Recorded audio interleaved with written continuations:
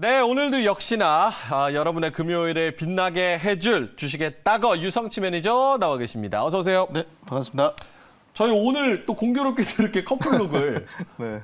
맞춘 게 아닌데 거의 다 비슷한데 얼굴 크기만 좀 다르네. 드레스 코드가 굉장히 비슷한 상황입니다. 이번 주 시장은 어떠세요? 좀 괜찮았어요?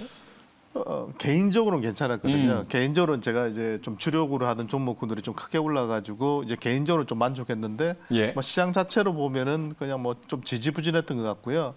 최근에 저도 이제 뭐 워낙 스태그플레이션 이런 얘기들이 많이 나와가지고 그런 쪽 이제 공부를 좀 많이 하고 있거든요. 근데 아직까지는 그렇게까지는 치닫지 않을 거로 예상하는데 그래도 전체적으로 최근에 그 유가의 움직임이라든지 예. 이런 것들을 봤을 때는 차악의 경우도 우리가 산정하더라도 제 판단에서는 여전히 주식 투자는 매력적이다.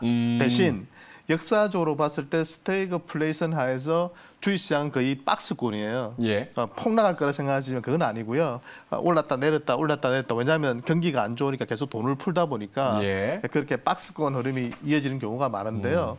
제가 이런 말씀을 꼭 좀 드리고 싶어요. 제가 물론 주식을 하는 사람이긴 한데 주식은 상대적으로 시장을 이겨낼 수 있는 그런 핵심적인 성장주의 트렌드한 종목에 투자를 하시고요. 예. 그러면 시장을 이겨낼 수 있다 보고 또 한 가지 조금 더 제안을 해드리자면 예.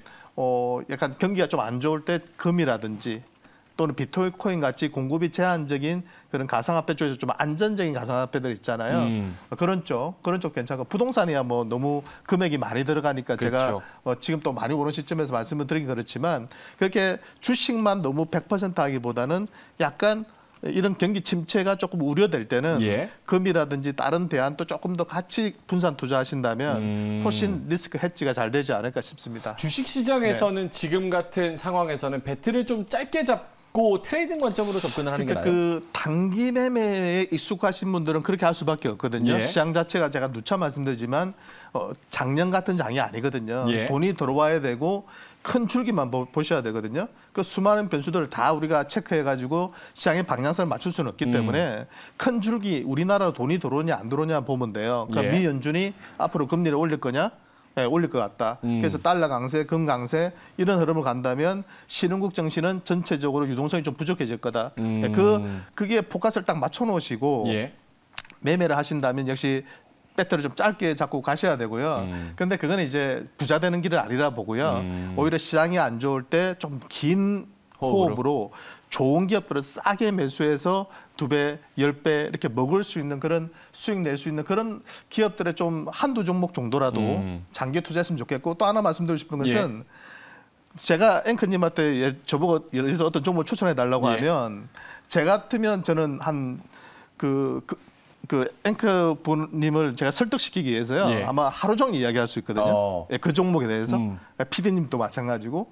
그 정도로 자신이 있어야 되고 누군가한테 소개를 시켜줄 수 있어야 되거든요. 근데 대부분의 제가 투자하시는 분들한테 여쭤봐요. 그 종목을 왜 샀냐고 물어보면 저한테 1분도 설명을 못해요. 누가 추천해서 좋아 보여서 그냥 뭐 신문 보고 그러니까 정보가 많은 건 좋은데 자기가 분석해야 되잖아요. 그건 오롯이 자기 몫이거든요. 그래서 꼭 말씀드리고 싶은 것은 제발 자기 종목을 완벽하게 분석해라.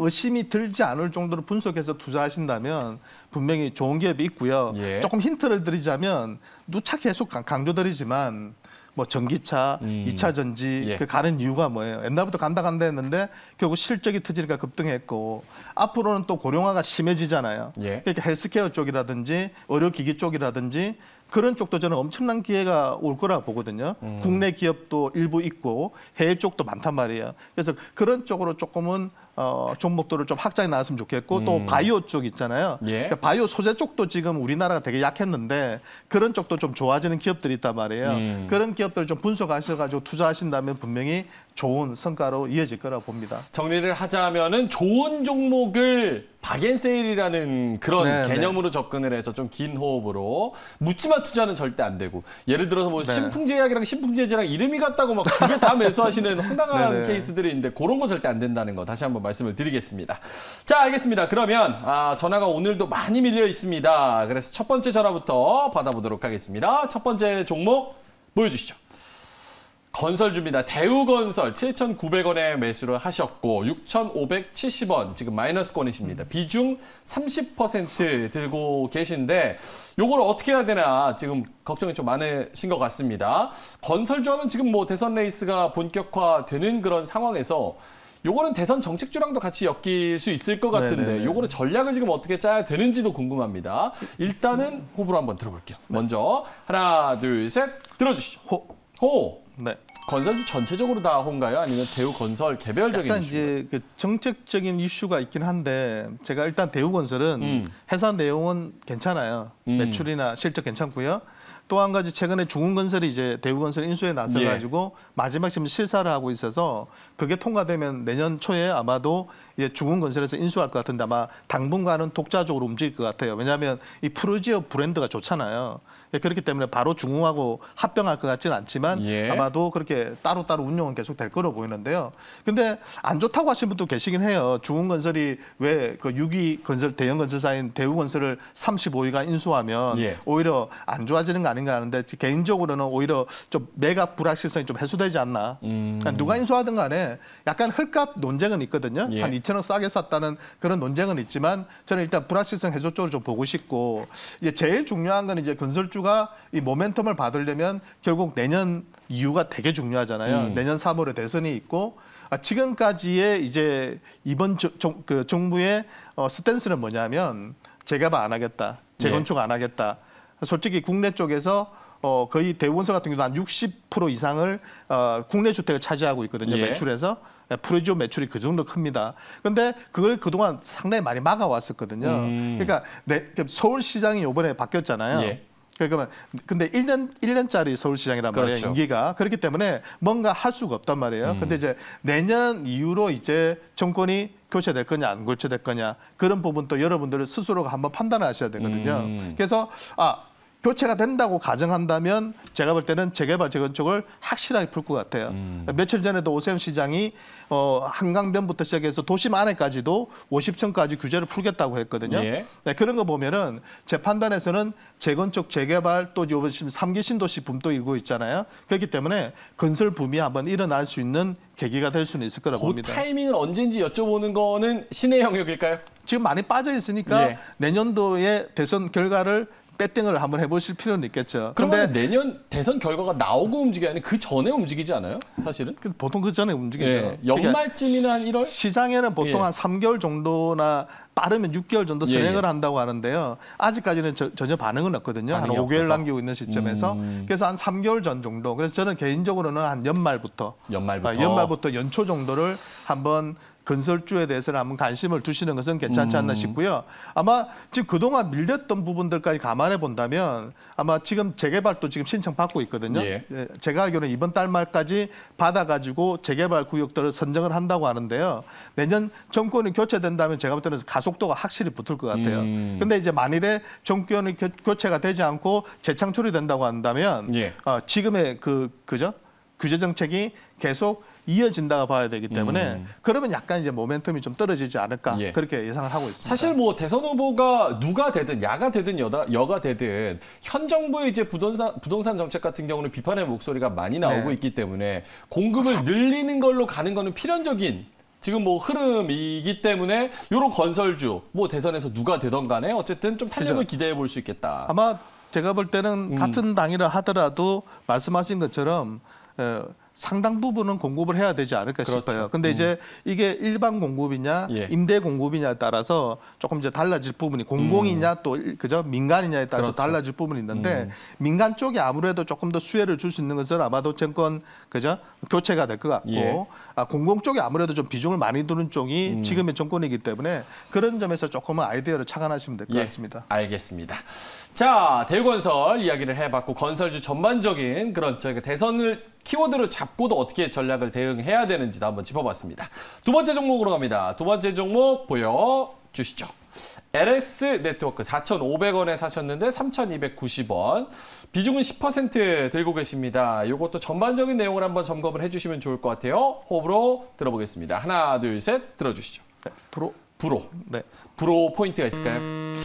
일단 기본적으로 제가 3년 이상 적자 내는 기업은 무조건 기존에 제어를 시켜버려요. 예. 그래서 LS 네트워크스의 가장 아쉬운 점은 매출이 줄고 있고 영업 적자가 계속 나고 있다는 거. 순적자도 계속 나고 있고요. 예. 그래서 왜 이 종목을 투자했을까? 처음에 저도 이걸 딱 보자마자 이 종목을 보자마자 왜 이 종목을 투자했을까 이 생각부터 좀 들었거든요. 예. 그래서 그런 부분에서 조금 아쉬운 부분이 있고요. 지금 보면은 매출액도 그렇고 정체되어 있고 오히려 지금 19년도, 20년도 줄었고 올해 초도 지금 보면은 전반적으로 순이익이 뭐 붙긴 했어요. 근데 저거는 제 개인적으로 봤을 때 순이익이 영업은 지금 적자가 났는데 1분기 때 예. 순이익만 넣은 거 보니까 저거는 제가 볼 때 일회성 수익 같고요. 그렇기 때문에 큰 의미는 없어 보이고 그렇기 때문에 저는 점수를 좀 후하게 드리기가 조금 어려울 것 같고요. 예. 차트상으로 보면 이게 이재명 후보 관련주로 아마 급등을 했다고 해요. 예. 그래서 6,290원까지 지금 뭐 상한가 치고 막 6월 달까지 급등하다가 최근에 지금 이제 6,290원에서 거의 반토막 난 3,290원까지 빠졌거든요. 예. 그러니까 빠지면서 그냥 말라버렸고 수급적으로도 그냥 큰 특이사항은 없고요. 그러니까 최근에 이 상황을 좀 반영하고 있는 것 같아요. 요새 좀 이재명 후보의 지지율이 예전보다는 좀 못하고 예. 그런 부분들이 대선에서 또 멀어지는 거 아니냐 그런 우려가 주가에도 반영이 됐다 보고요. 제가 누차 말씀드리지만 실체가 없는 정치 테마주 안 했으면 좋겠어요. 정말 부탁드리는데 예. 제가 이 정치 테마에서 수익 난 사람을 일시적인 구간에서는 봤는데요. 예. 결국에는 대선 끝날 무렵에 보면요. 상당한 손실로 이어지는 분들이 너무 많거든요. 그래서 진짜 마침표에 플러스로 내고 나오는 분들이 거의 극소수죠. 보통 급등했다가 제자를 다 돌아와요. 예. 그분이 대통령이 되더라도. 그분이 대통령이 되더라도 나중에 한 6개월, 한 1년 후에 한번 봐보세요. 오히려 더 빠져 있는 경우도 상당히 많습니다. 그래서 막 진단 의뢰가 정말 그때 많이 들어오거든요. 예. 이거 어떻게 해야 되냐? 그러니까 한마디로 말하면 접근을 하지 마라 이렇게 말씀드리고 싶고요. 애초부터. 혹시 접근하셨다면 예. 반등시마다 빠져나와라. 네, 물론 이제 그게 요행으로 예. 이재명 후보가 이제 대통령이 될 거라 해서 이게 막 주가가 막 급등해주면 예. 그건 정말 운인데요. 그런 운에 요행에 우리의 소중한 자산을 투자하지 말자 이렇게 정리해드리겠습니다. 알겠습니다. 자, LS 네트워크스 요거 또 이재명 테마주로 또 왔다 갔다 했었어가지고 그거 관련해서도 이야기를 해주셨습니다. 속도 조금만 내보겠습니다. 세 번째 네. 종목 보여주시죠. 알루코입니다. 요거는 2차 전지랑도 같이 또 엮여서 움직이기도 했었던 5,615원에 매수하셨는데 4,080원 현재 가격입니다. 비중 20%인데 유성치 매니저의 의견 들어보겠습니다. 호불호 하나, 둘, 셋 들어주시죠. 불호. 네. 요거는 살짝 의외기도 한 것 같기도 하고. 네. 이게 지금 제가 잠깐만요. 이게 지금 차트가 잠깐만요. 이게 차트를 좀 보면서 말씀드리면 시총이 지금 3,600억이고요. 차트 보시면서 말씀을 좀 드릴게요. 예. 그러니까 지난번에 6,200원 찍고 지금 이렇게 급락을 했고 그 이후로 지금 거래량 마르면서 옆으로 지금 고점을 낮추면서 지금 빠지고 있거든요. 예. 저점을 좀 이어가는 상황이고 시총이 지금 3,600억 정도 돼요. 근데 이제 제가 주목하는 부분은 뭐냐면 알루카라는 회사 자체가 이제 2차 전지 관련주로 또 부각되면서 주가가 많이 급등을 했는데요. 예. 이 기업이 지금까지 실적을 낸 걸 보면 올해 지금 상반기까지 영업이익 107억, 순이익이 지금 53억이거든요. 네, 그렇기 때문에 이 정도면 올해 한 200억 정도 영업이익 내고 순이익을 한 100억 이상 낸다고 봐야 되는데 예. 지금 3,300억 되면 시총이 제 판단에서는 전혀 싸지는 않다고 봐요. 네, 저렴해 보이지가 않습니다. 그래서 아무리 2차 전지주라 하더라도 제 판단에서는 물론 이제 뭐 에코프로 BM이라든지 뭐 LNF라든지 우리가 아는 뭐 코스모 신소재라든지 양극재, 음극재 이런 기업들의 퍼 수준을 보면 이거보다도 훨씬 높지 않느냐 이렇게 이제 말씀하시는 분도 계시긴 하거든요. 왜냐하면 그 애들이 보면 많이 받는 종목들은 40배 이상 또 받고 있고 그렇죠. 적게 받는 종목도 한 30배 이상 받는단 말이에요. 네, 그다음에 최근에 조금 안 올랐던 그런 뭐 일진 머티리얼즈라든지 솔루스 첨단 소재라든지 그 외에 또 뭐 대주전자재료 그리고 등등등 예. 그런 기업들도 지금 급등하면서 이제 퍼가 한 30배 정도 수준이 돼요. 그래서 거의 비슷하긴 한데 그 종목들보다는 알루코의 매출액이나 영업이익 수준이 제가 볼 때 규모가 좀 적어요. 너무 낮다. 네, 그래서 저는 2차 전지 쪽에 투자한다면 대장주 쪽으로 가라. 네, 그게 맞지 않나 싶고 알루코는 지금 수급 쪽으로도 외인 기관들이 계속 팔고 있고요. 예. 그다음 차트도 꺾여 있고요. 거래량도 마르고 있기 때문에 기술적으로도 언제 반등 줄지를 예측하기가 상당히 힘든 어렵다. 종목이에요. 네, 그렇기 때문에 반등 시에 저는 매도하고 종목 교체를 권해드리고 싶습니다. 오히려 이렇게 양다리를 가지고 있는 그런 기업들, 종목들 중에서 네. 이도 아니고 저도 아니고 그런 종목들이 가끔가다 있습니다. 그거를 좀 기존의 이제 사업 자체는 매출이 고만고만하고 신규 사업 쪽에서 이제 매출이 붙어줘야 되거든요. 예. 근데 이게 이제 시간이 좀 걸리는 거죠. 그 과정에서 미리 주가는 올라버린 거죠. 그러니까 밸류에이션에 대한 부담은 있고 거기서 지금은 이제 적정 가치를 찾아가는 과정이라 봐야 되거든요. 알겠습니다. 여기서는 실적이 터져주지 않으면 제 판단에서는 상당 기간을 기간 조정을 거칠 가능성이 높아 보입니다. 알겠습니다. 네. 자, 오늘 시간이 굉장히 빨리 지나는 것 같습니다. 자, 다음 종목 빠르게 가보겠습니다. 다음 종목 보여주시죠. 자, 녹십자홀딩스입니다. 36,400원, 29,750원까지 떨어졌습니다. 비중 20%인데 추가 매수해도 될지에 대해서 여쭤보고 계십니다. 호불호 한번 들어볼게요. 하나, 둘, 셋 들어주시죠. 호. 요거는 제약 전반, 네네네. 제약 바이오 전반적으로. 오늘 제가 하나 말씀드리자면 오늘 제가 종목을 미리 공부를 좀 못했어요. 예. 그래서 바로바로 지금 받고 제가 하다 보니까 세부적인 내용들을 다 체크를 못 해드렸는데 예.